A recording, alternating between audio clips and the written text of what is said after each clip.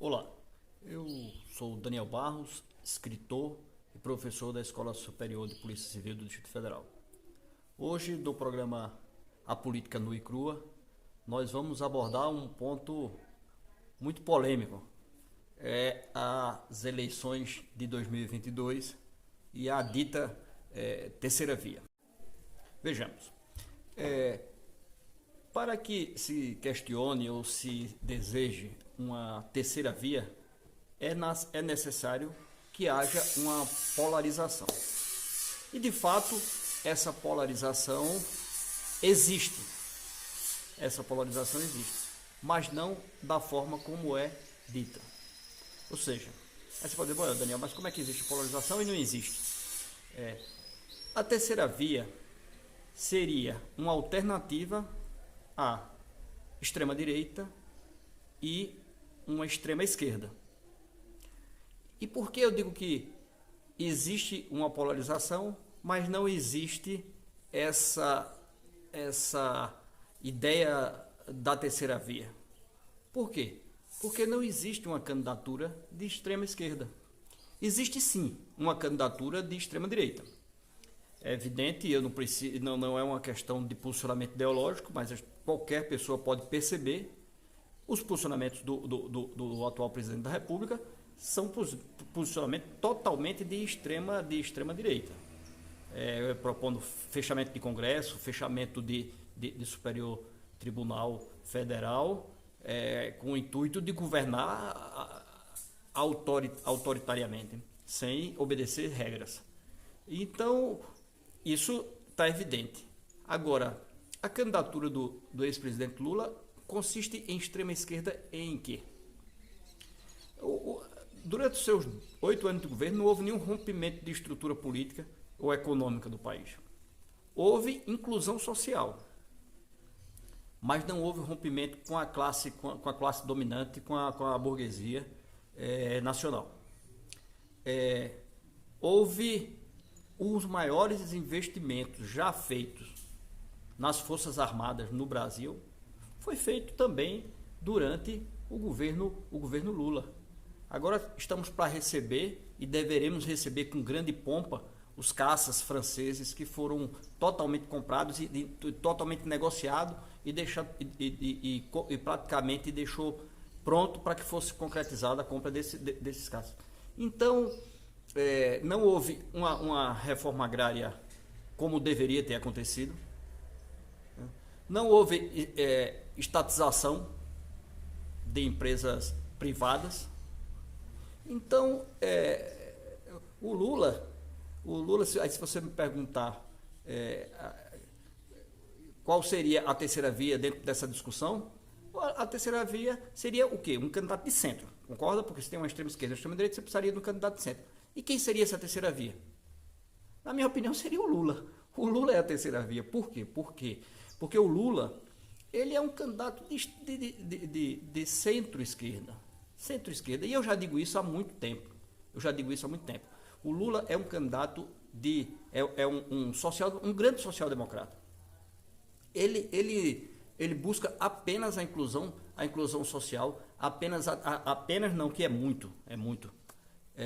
A retirada de boa parte da população que está na linha da miséria, que estava na linha da miséria quando ele assumiu o governo, e ele tirou mais de 30 milhões de pessoas da linha da miséria. Hoje a gente já está, acho que com 40 milhões na linha de pobreza, e o trabalho terá que ser refeito porque foi todo destruído, né? Então ele fez reformas de acomodação. Os ricos não deixaram de ser mais ricos, os pobres deixaram de ser mais pobres, mas não houve uma ruptura com a desigualdade social. O Brasil continuou sendo tão desigual como era antes dele assumir, porque os ricos continuaram e ficaram inclusive mais ricos.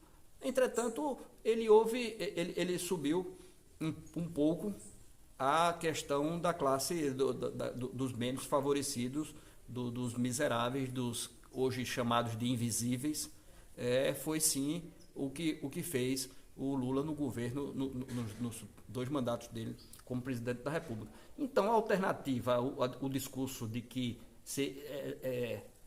existe uma necessidade de uma terceira via é totalmente fora dos propósitos, porque não existe essa tal polarização entre a extrema-direita e a extrema-esquerda, porque não há uma extrema-esquerda dentro do processo de disputa eleitoral que possa vir, não que não haja uma extrema-esquerda no Brasil, mas essa extrema-esquerda não é o ex-presidente Lula. Recentemente, a grande imprensa, fez uma grande cobertura da filiação do ministro Sérgio Moro ao Podemos. E nesse lançamento, a imprensa já o anunciou como o candidato da terceira via. Ora, como já coloquei, a terceira via existiria se houvesse as 2 candidaturas de extrema esquerda e de extrema direita. Isso a gente já discutiu, que não há essa situação. E mais, a terceira via seria uma alternativa a esse extremismo. E, portanto, a candidatura deveria ser uma candidatura de centro. E todos nós sabemos, pelo discurso e pela prática do ex-juiz Sérgio Moro, que ele não é de centro. O juiz Sérgio Moro, ex-juiz Sérgio Moro, ele é de extrema direita. E isso não é uma opinião minha, porque eu quero que ele seja de extrema direita. É pela prática e pelo seu próprio discurso. Ele, quando ministro da Justiça do governo Bolsonaro, ele propôs a tal de maior abrangência da excludente de licitude. Que o agente de segurança, agindo por forte emoção, se enquadraria nessa nova excludente de licitude proposta pelo ministro Moro. Ora, qual a candidatura de centro em qualquer lugar do mundo que apoia uma proposta dessa, que surge com uma proposta dessa? Apenas governos autoritários de extrema direita, como o governo Bolsonaro e como a própria candidatura do juiz Sérgio Moro. Mas vamos mais além. Ainda nesse lançamento, nessa sua filiação, ele propôs a criação de um tribunal anticorrupção. Vejamos, como? Aí você diz, mas Daniel, um tribunal de anticorrupção seria excelente, porque um dos maiores problemas brasileiros é a corrupção. E um tribunal específico para isso seria uma maravilha. Mas me diga, como ele propõe? Ele propõe sendo um tribunal multilateral. Eu tenho até dificuldade de explicar. E gostaria até que o ex-ministro Sérgio Moro explicasse como seria esse multilateral. Porque o que a gente vê com isso é uma diminuição ou uma retirada total da independência do judiciário. E meus amigos, como pode alguém lutar para perder direito? Ele veio da magistratura e ele propõe o fim da independência do judiciário. É quase cômico ou surreal, como é cômico e surreal esse governo do qual ele fez parte, né? Então, como eu já falei em outras oportunidades, hoje existe um movimento no Brasil e até mesmo no mundo para que as pessoas percam direitos. As pessoas se mobilizam para entregar de mão beijada os direitos que foram conquistados com tanta luta no passado.